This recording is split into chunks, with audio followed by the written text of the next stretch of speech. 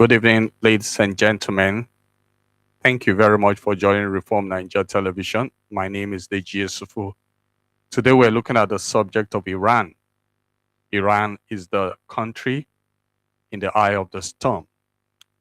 We'll be looking at an account of 47 years of Iranian theocratic brutality. I will try to explain to you why the United States of America is going to war with Iran. I'll be covering a number of subjects, and then I'll concluding the whole broadcast with a monologue. I invite you to be part of what we're doing. Please leave a comment. We'll try to respond to as many comments as we can. And comments that follow after we have finished the broadcast, we'll also try to respond to that. Here is the reason why America sees a reason or is going into war with Iran. We'll now take a comprehensive look at the history of Iran, a nation currently gripped by what many observers call a point of no return. From the fall of the monarchy in 1979 to the unprecedented bloodshed on the streets of Tehran this month, the story of modern Iran is one of a people caught between a dream of democracy and the reality of iron-fisted rule. The story begins in 1979. Before the revolution, Iran was ruled by Mohammad Reza Shah Pahlavi. While the Shah oversaw rapid modernization of his country, his reign was defined by a widening gap between the rich and the poor, and the brutal suppression of dissent by his secret police, which they called the Savak. By 1978, a coalition of religious conservatives, secular liberals, and students united to demand his ousting. In January 1979, the Shah fled into exile, and Ayatollah Khomeini, returned to establish an Islamic republic in Iran. What began as a broad movement for freedom was quickly consolidated into a strict theocracy. Ayatollah Khomeini, we have no time really to look into his life, but he was a Shia Muslim, different from the regular Sunni Muslim that we have here in Nigeria and other parts. And he, like this account says, came together with secular liberals, students, and the religious conservative, and they took power. But quickly, he reduced the whole government into a theocracy, where he was the head of the government, and then they have other arms of government. For over 4 decades, the Iranian people have repeatedly challenged this strict clerical establishment. In the 1980s, the liberals and Marxists that had joined Khomeini together to get government, that supported Khomeini to overthrow the Shah in 1979, were mostly executed. Many of them were imprisoned, and others fled the country. The people rose up again in 2009. In fact, in the early 80s, between 1980 and 1990, most of those people who had supported the Shah, Khomeini coming into government, the liberals and the Marxists, many of them were executed. Now, the people rose up in the 2009 during a movement they called the Green Movement, when millions protested against election fraud. They also made effort in 2019 during something that was called the Bloody November, when 1,500 people were killed following fuel price hikes. And most recently, in 2022, there was a movement that they called the Woman, Life and Freedom, which was sparked by the death of a woman called Mahsa Amini, a woman that was killed simply because she did not wear a hijab. This ignited global conversation on gender rights and so on, demanding for an end to the theocracy that has been run by Khomeini.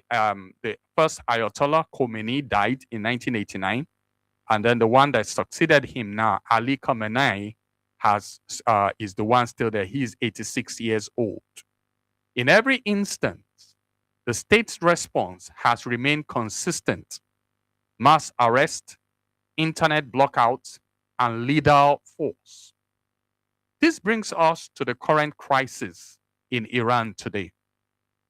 In late December 2025, the Iranian rial collapsed to record low, making basic food and medicine unaffordable to the average family. You can imagine that a currency that was exchanging 7.5 rial to a dollar suddenly went to as bad as 109 million rial to a dollar, all in 1 year.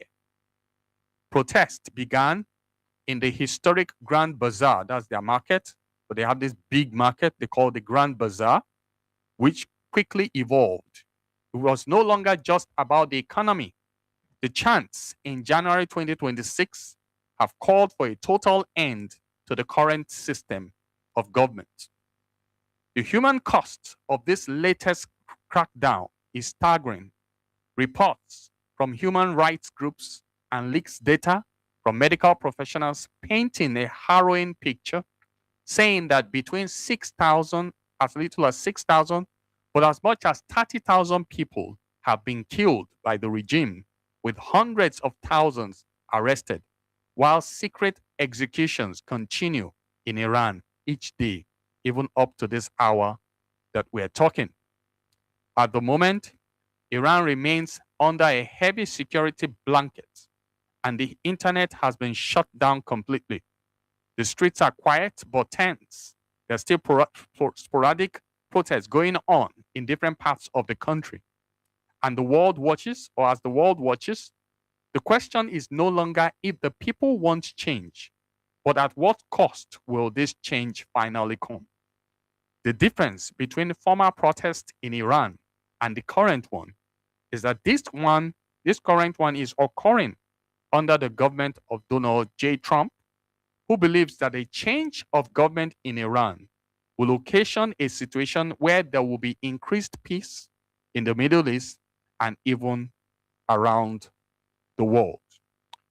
With that discussion, I want to invite you again to Reformed Niger Television. My name is Deji Yesufu. I pastor Providence Reformed Baptist Church, and I also make out time like this to make broadcasts. I pray and I hope that what we're going to be sharing with you will be instructive for you. It will be instructive for you. I also want to ask that as many who will be watching, please leave a comment for us, and we'll try to respond to those comments as they come. We have a few things to share with you today. Besides that introduction, I want to share a video that really encapsulates the whole challenge. And then I hope to be able to look at the core problem of Iran, why the Iranian government are having to resort to heavy crackdown of protests as you have it today. And then I hope to conclude with a monologue, try to bring out lessons from all of this that will be relevant to us in Nigeria. So right now I want to play a video that I think is very, very instructive for the situation on ground, or the situation in Iran. So give me a moment as I play the video. It's a very, very fine, it's a fine summary of everything that has been happening in that country. Let's start from the beginning. The Iranian regime had been waiting for that final blow from the sky for years. The mullahs thought the threat would always come from beyond their borders, but they were wrong. The apocalypse did not come to Tehran from the air, but from its own asphalt, its own ports, and its own oil valves. What you are about to witness is not just a wave of protest. It is the most organized, most destructive, and most deadly logistical suicide operation modern history has ever seen. In the south, cranes have stopped at the port of Bandar Abbas, the key point of the Persian Gulf, and ships are waiting trapped in the open waters of the Gulf. In the west, at the heart of the regime in Avaz, oil workers shut down the valves that are the country's only source of cash. And on highways stretching from north to south, millions of drivers turned off their engines, unplugging the life support system of the Islamic Republic of Iran. Trade with China collapsed. The connection with Russia was severed. The 6 million angry workers on the streets are not just protesting the Khamenei regime, they are economically strangling it and wiping it out. So how did Iran's massive resistance economy, as it was marketed, turn into a crumb within a few weeks without a single word? It didn't happen overnight. However, the big explosion that brought about the end of the regime began on December 28, 2025, in the heart of Tehran, at the Grand Bazaar. The rial's loss of 80% of its value in 2025 alone, and inflation exceeding 70%, meant that for merchants, it was no longer a loss, but a matter of survival. This panic in the market, coupled with merchants closing their shops, signaled the collapse of the regime's resistance economy. The decisive move that broke the backbone of the crisis came on January 11, 2026. Footage from Shiraz documents how a nation's logistics were brought to a halt and how a state became trapped on its own highways. Approximately 1.5 to 2 million drivers turning off their engines physically halted life across Iran. Footage verified and served by Iran International clearly shows drivers using their vehicles as barricades, defying the regime with Javid Shah slogans, completely breaking through the wall of fear. When Shiraz truck drivers and the local business community blocked the highways, not for a simple wage increase demand or a fuel subsidy dispute, but with a much more dangerous and existential motivation for the regime, namely solidarity with the national revolution, the regime's security protocols were caught completely unprepared. This action was much more than a standard work stoppage. It was organized, synchronized, and tactical logistical sabotage. This spark in Shiraz turned into an uncontrollable forest fire within hours, and the epicenter of the crisis quickly spread north to Isfahan. Understanding Isfahan means understanding the magnitude of this crisis. It is not only Iran's cultural center, but also its military and industrial heart. Everything from uranium enrichment facilities to steel factories, petrochemical complexes to defense industry production lines is concentrated in this region. The scale of this logistical paralysis became clearer when it reached the gates of Tehran. Observations on the main arteries leading to the capital, Tehran, and audio recordings and reports stating that not a single commercial truck was seen for miles indicate that the capital is under siege. This is not a military siege, but a de facto isolation caused by the breakdown of the supply chain. This logistical standstill, combined with the closure of shops in Tehran and the surrounding Grand Bazaar, has suddenly plunged the city of 15 million into a food and fuel crisis.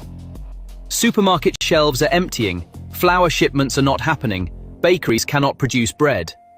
Although the regime is trying to make shipments with military trucks, it is mathematically impossible to feed a country of 88 million people with military logistics. The drivers' action crushed the regime's logistical capabilities. One of the most critical, dangerous, and frightening aspects of the crisis for the regime is unfolding in Tabriz, one of Iran's industrial capitals, where ethnic tensions are also high. Tabriz is not just a city, it is the regime's Turkish-Azerbaijani fault line. It is reported that approximately 1 million workers have joined the strike here. This figure is enormous for a single city. The strikes in Tabriz have long gone beyond a simple demand for wage increases. Workers here have effectively taken hostage the factories in protest against the regime's policies toward minorities, years of cultural oppression, and economic injustice. Production lines have stopped, and raw material supplies have been cut off. Particularly, the parts manufacturers and machinery manufacturing sector, which are the heart of Iran's automotive industry, are completely shut down. The regime has deployed the Revolutionary Guards, IRGC, to the region to break the strike, threatening and arresting workers. However, the soldiers entering the factories cannot find workers to operate the machines. The soldiers to stand guard, but you cannot produce precision parts on a CNC machine. This situation has wiped out the supply of goods in Iran's domestic market. Currently, due to a shortage of parts, cars cannot be manufactured, white goods cannot be assembled, and agricultural machinery cannot be repaired in Iran. This is referred to in the literature as a supply shock and is the biggest trigger of hyperinflation. However, the real disaster is unfolding at Bandar Abbas port, Iran's gateway to the world and its strategic lung. If a country's ports stop, that country cannot breathe. And right now, Bandar Abbas is clinically dead. The situation here has gone beyond a strike and turned into a port occupation. Between 500,000 and 800,000 port workers going on strike has blown up Iran's sea bridges. This port handles 70% of Iran's non-oil exports. That percentage is now close. This is the main gateway for Iran's food and medicine imports, and it is currently locked. Ships waiting in the open cannot unload their cargo. Goods waiting in warehouses are rotting or falling into the black market. Footage posted on the X platform shows port workers resisting regime forces, clashing with police, and even seizing port administration buildings and taking down regime flags in some areas. This is a transfer of sovereignty. The regime militarized the port, stationed soldiers, and deployed snipers. But without crane operators, those containers won't come down. Port workers have guns to the regime's head and are ready to pull the trigger. Another deadly aspect of this stalemate is unfolding in the energy heartland of Avaz and the Khuzestan region. The regime's heart, blood, and lifeblood is oil. If the oil stops flowing, the Basij militia cannot be paid, Hezbollah cannot be funded, and operations in Syria cannot continue. The participation of refinery workers in Avaz and Khuzestan in the strike has shut off the regime's cash tap, hard currency. Organized by the Haft-Tape Union, oil workers did not just slow down production, they shut off the valves. These strikes in the industrial sector and refineries reduced Iran's oil production by 40%. The daily loss exceeds $150 million. Refineries and steel factories in Bandar Abbas, such as the Madkush steel factory, have completely shut down. Currently, there are 160 to 170 million barrels of oil waiting in tankers off the coast of Iran. This oil cannot be sold, transported, or converted into cash. This means the regime is out of foreign currency, and hyperinflation is about to explode. By shutting off the valves, the workers have cut off the regime's lifeline. This action has transformed Iran's status as an oil superpower into an oil-poor chaos. Approximately 2 to 3 million people from Iran's industrial sector are participating in the protests. These are workers in steel factories, petrochemical plants, and manufacturing industries. When they stop, Iran's production capacity is reduced to zero. In logistics and transportation, there are 1.5 to 2 million truck drivers. When they stop, bread doesn't reach Tehran, and fuel doesn't reach gas stations. Third, port workers number between 600,000 and 800,000 people. Crane operators and loading personnel at strategic points, such as Bandar Abbas. If they stop, Iran will be cut off from the world. And finally, shopkeepers. Hundreds of thousands closing their shutters in 190 cities, primarily Tehran's Grand Bazaar. The capillaries of commerce. This massive simultaneous work stoppage causes a direct loss of between $100 million and $150 million per day to the Iranian economy. Combined with the cost of the internet blackouts imposed by the panicked regime, the bill for just 14 days is estimated to exceed $3 to $4 billion. In an environment where inflation has exceeded 70% and food inflation has reached 100%, this loss is the final nail in the regime's coffin. The regime may try to cover this deficit by printing money, but you cannot buy goods that are not produced in factories with money. So how do these local strikes affect the global equation? This is where big data comes into play. China and Russia had built their strategy on Iran's resistance. Iran was their stronghold in the Middle East. However, Iranian workers also disrupted Beijing and Moscow's plans. Data does not lie. Trade data available to us for the end of 2025 and the beginning of 2026 shows that the regime has collapsed internationally. Let's look at China first. Trade with China experienced a sharp, sudden, and devastating decline, 24% and 25%. The trade volume fell to $9.96 billion. China cannot obtain oil from Iran, which it relied on for energy security. More importantly, Chinese traders cannot send goods to Iran because the ports are closed. Chinese companies are pragmatic, they are not ideological. Seeing that it cannot transport its goods from the port to the interior and cannot obtain its oil on time, China is turning to other suppliers. This means Iran is being declared an unreliable region and an uninvestable area by its strategic allies. The regime is losing the support of its biggest protector, China, not because of a diplomatic crisis, but because of logistical inadequacies. For Beijing, Iran is no longer an ally, but a burden. The situation on the Russian front is even more dire. Putin had pinned his hopes on the North-South Corridor, INSTC, passing through Iran to circumvent Western sanctions due to the war in Ukraine. However, data shows that trade with Russia has shrunk by between 17% and 20%. Why? Because Iranian railways are on strike, because Caspian seaports are not operating. Russia's logistical backdoor has slammed shut. Russia cannot sell its grain to the world via Iran, nor can it obtain the military parts it expects from Iran. The uprising of millions of workers has burst the bubble of that strategic partnership between Moscow and Tehran. Russia is abandoning Iran. And on top of all this, Donald Trump's return and the tariff weapon are added. Trump's threat of a 25% additional tax on countries doing business with Iran poured gasoline on this already struggling trade. Strikes at home, tariffs abroad. This is a perfect storm for the Iranian economy. The regime is trapped between these two fires. What is the regime doing in this desperate situation? It is pressing the panic button. Unable to trust its own army and police, afraid of its own people, the regime has resorted to foreign mercenaries as a last resort.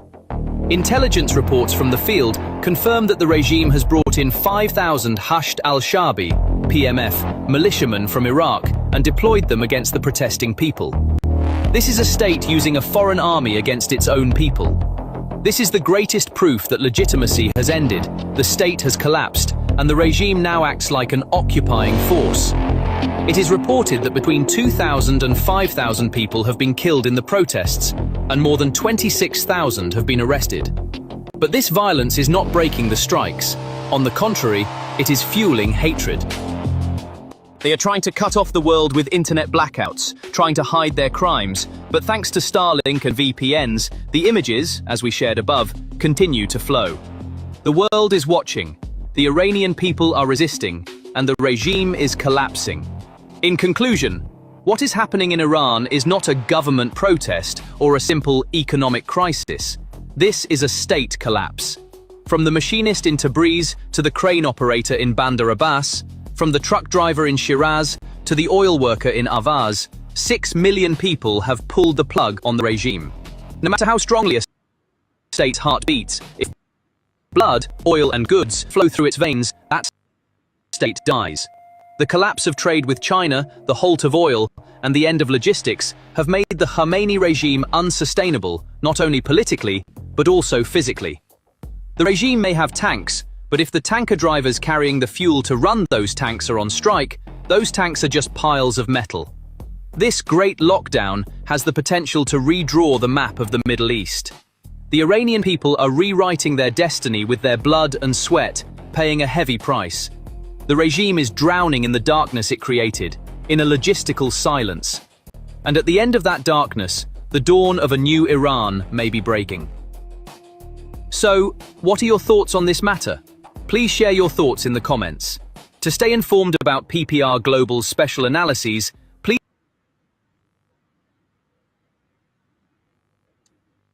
Thank you very much for watching that. So I want to go straight to what I want to point out as the core problem with Iran. Okay, but before I do that, I want to show us something. On the 17th of December 2010, a man called Muhammad Bouazizi set himself on fire on the streets of Tunis in Tunisia. That self-immolation led to riots and protests in Tunisia. It brought an end to the government of Abidine Ben Ali, who had ruled Tunisia for 23 years. The president or the prime minister, whatever he is, the government, head of government, then went on exile, and Tunisia began governmental reforms in its political system that brought peace and prosperity to its people. Now, the events in Tunisia are led on to become what is known today historically as the Arab Spring, and people in the Middle East began to demand governmental reforms in all their countries. Changes came to Egypt. There was the Arab Spring in Libya that led to the fall of the government of Gaddafi, and even the end of the despotic rule of Bashar al-Assad, which ended just a few months ago after years of civil rule.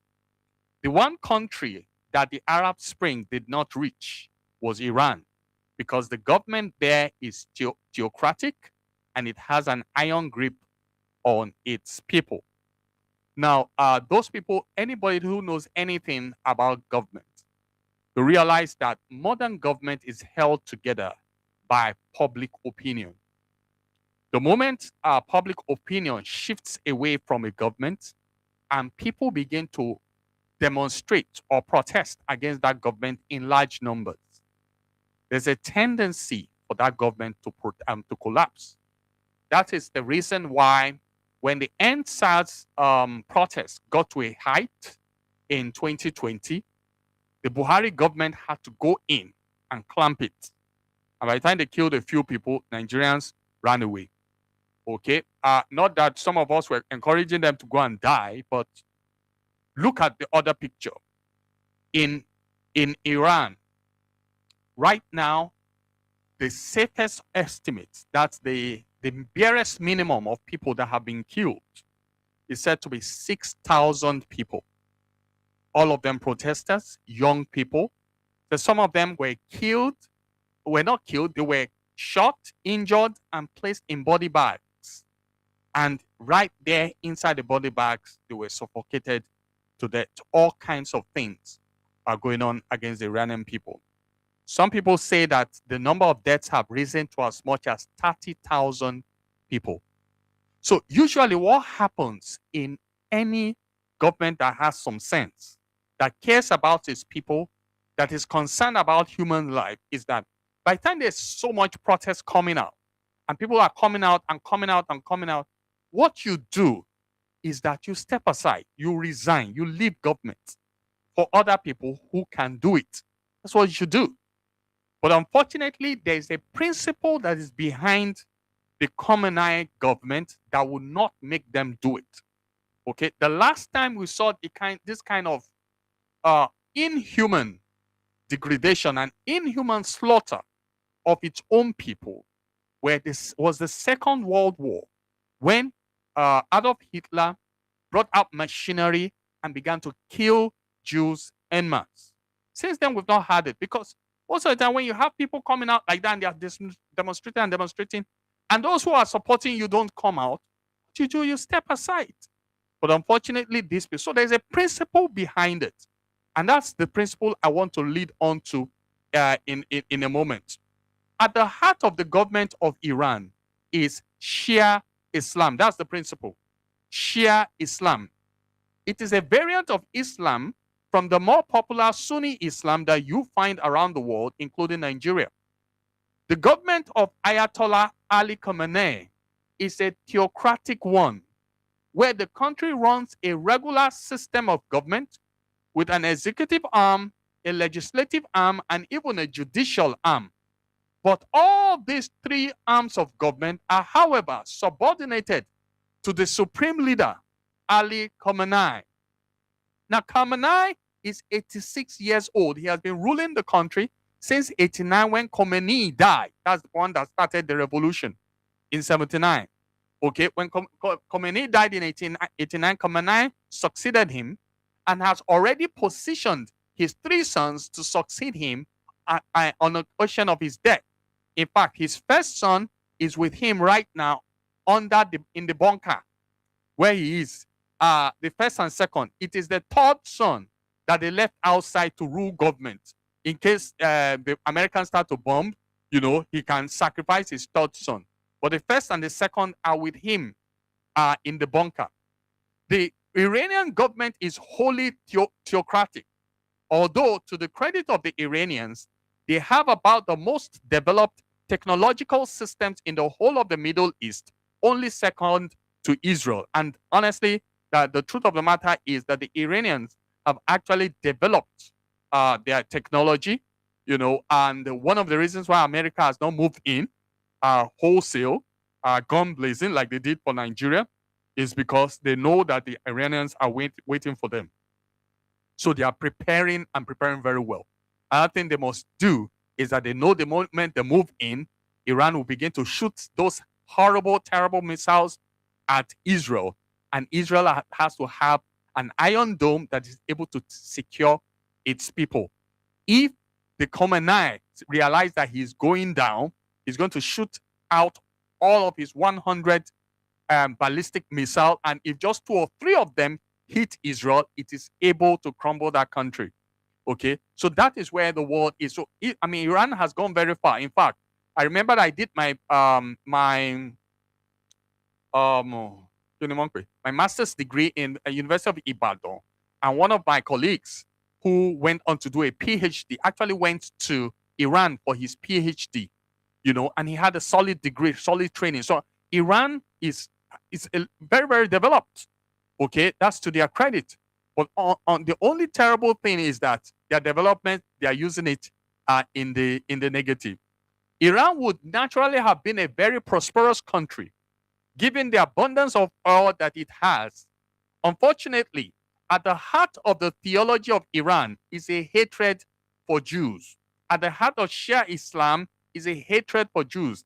The Sunnis also don't like Jews, but they have their own hatred a little more maxed than the Shias. The Shias cannot max that. So if all the Sunni countries around Israel find peace with Israel, Shia Islam cannot. They will rather go to the grave than that. So there's a deep hatred for the Jews, and if everybody find peace with Israel, the Shia Iran would not. So that where all other Muslim Sunni neighbors of Israel have made peace with them, Iran holds Israel and the United States of America as their mortal enemies.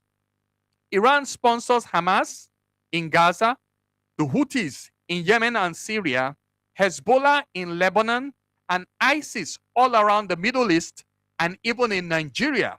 Okay, because the cell of ISIS in Nigeria is called ISWAP, and they are basically doing the same thing like Boko Haram in the northwest and in the east part of the country. The whole system of spreading their profits on terror groups all around the world, and that's a profit from oil, has left Iran unable to cater to the economic needs of their people.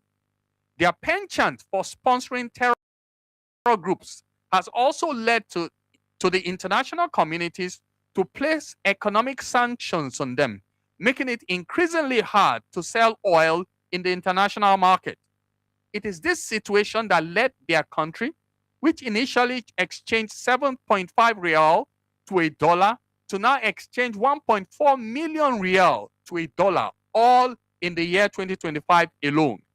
The economic situation in Iran is dire. It has led to market people protesting and to the current situation in the country right now. Now, all this could have happened without the United States of America needing to take military action against Iran. But in spite of their economic challenges, Iran was at the root of Hamas invading Israel on the 7th of October 2023, which led to the worst terrorist attack on that nation. Israel retaliated with a 12-day war in 2025 that decimated hundreds of Iranian military sites and killed many of their military men and top scientists. Israel Mossad agents have also invaded Iran and are right now on ground in that country, helping to stoke citizen unrest and supporting the local protest against the government there. Donald Trump also regards Iran as a major stumbling block to the general well-being of the Middle East. And the USA are at the moment giving the Iranian government opportunity to go on exile or face full-scale military action. The United States has stationed her USS Abraham Lincoln and other military wares on the shores of Iran, and in a matter of days, Trump might give the go-ahead for that country to be invaded and for the government there to be overthrown. In its place, the United States is already considering placing Marco Rubio, the current United States Secretary of State, to lead an interim government in Iran that would oversee elections in that country and place a government there that will serve the Iranian people and occasion greater peace in the Middle East and even around the world. So that's the situation with Iran. Okay, and that's the reason why America consider it a legitimate reason to invade the country and to remove the government. America has not done very well with regime change. They were the ones that took out Gaddafi, and we know the situation that it left the whole of the northern Africa to be destabilized. A lot of those what do they call it? Weapons have made themselves their way into northern Nigeria and has destabilized our own country, Mali, and so on. You know, the same thing also with Iraq, and the same thing even with Afghanistan until the mullahs came back and collected their country again. But unfortunately, all of those things actually happened under the government of the Democrats. So the Republicans are looking at a situation where if they will be going into Iran, it's going to be clinical. It will even involve a situation where the Americans themselves will have to come to on ground and see to it that the country is stabilized.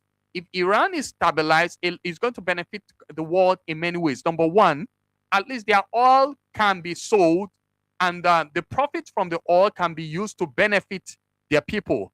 Okay. The second thing, of course, is that they are going to starve all these militias, all these radical Islamic people of funds, and they won't be able to carry out their actions again. The Hamas in Gaza will be starved. Houthis, Hezbollah, all of those will be starved. ISIS will be starved of funds, you know, and then ISWAP also will be starved. Just recently, ISWAP, yesterday, they attacked Nigerian soldiers, killed a lieutenant colonel, okay, and so all of those people, they get their funding directly from Iran. And somebody says that, but Iran and what do they call it? And the ISWAP people don't share the same Islamic ideology. Well, it is true, but when you have the enemy of the enemy, they become friends eventually, okay? And unfortunately, that's one of the challenges with Islam, all right? They have a tendency for two groups to join hands together, defeat an enemy, and when they've defeated that enemy, they come together and then they fight themselves to death, okay? That's the principle. That's unfortunately, that's the principle with many militant Islam. It is the reason why when ISWAP came into Nigeria, ISWAP could not work with Boko Haram. Okay, they had to defeat Boko. They had to kill Ibrahim Shekau. Shekau that the Nigerian military could not find and kill. ISWAP, when they found him, they killed him. Okay, and they took over the militancy from there. Okay, that's the principle. Islam does not have denomination. They only have one. Okay, and any other rival denomination, they go into war with them, with each other. They fight to the death. It's Christians that have denominations, and then whatever Baptists and Anglicans and Catholics can, function in the same city, and there will be no problem. Okay, so that's the situation with Iran. And I'm making this broadcast. If you are just joining us, please, when we're done, watch the video again from the beginning of how I introduced the whole subject. But I think that it is important that Nigerians are educated about the situation with Iran, mainly because our country also suffers from Islamic insurgency. Okay, our country suffers from it. Another thing, of course, is that this whole situation has put a shed light on Islam. All right. And people are beginning to go both into the Quran, into the Hadiths, and into all the Muslim sources, all the credible ones, to find out what exactly are these people reading that is making them become quite militant and do the things they are doing. Okay. And so on and so forth. Hopefully, by the close of the day, when we understand, I mean, when those things, studies have been done, then those of us who are into inter-religious systems, we're discussing, we are talking about ourselves, talking about individual religion, we will be able to now find out, okay, which one is good, which one is bad. My name is Deji Yesufu. I'm bringing this broadcast to you again to tell you the reason why the United States is invading Iran. It's very simple. It's an ideological thing, and the government in Iran right now is led by Shia Islam. And in fact, the Iranians they are not Arabs. The Iranians are Persians. They only happen to be in a region where it is predominantly Muslims. But before those mullahs came and took over their government in 1979, there were Christians in Iran. There were liberals in Iran. There were all kinds of people. In fact, the ladies in Iran didn't cover their hair, But the moment the mullahs came in, they insisted everybody must be be on hijab and so on. They turned the whole place into an Islamic theocracy, and also a place where they manufacture a lot of militancy. So please remember the United States in your prayers. This is a war that is very necessary. Unfortunately, also Muslims in Nigeria also are not very, very enlightened about the situation. They consider it like they regard America invading Iran as a Christian Muslim thing. It's not a Christian Muslim thing. It's a situation where all the world is suffering from militant Islam. Okay, and if the present government in Iran can be defeated, then we can be sure that something they call the head of the snake, will be cut off. And the moment you've cut off the head of the snake, then you are sure that with time, the body will stop functioning and the body will die out. This Reform Nigeria Television, we're hoping that we can return again in this new year to begin a weekly broadcast, but I hope that you got something for this. Please pray for Iran, pray for the United States of America, and pray for the world, pray for us, and pray that the Lord will grant that we'll know peace and progress in our time. Thank you very much for watching, and bye-bye.